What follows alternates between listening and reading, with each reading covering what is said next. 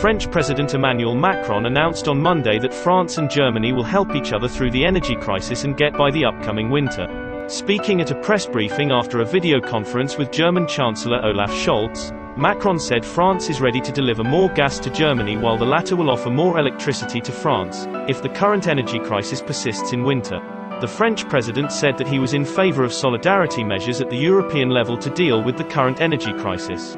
However, he said there was no need for a gas pipeline linking France and Spain.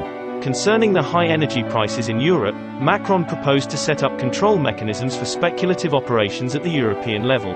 Days ahead of a European Union energy ministers meeting, Macron said that he supports a price cap on gas purchased from Russia at the EU level.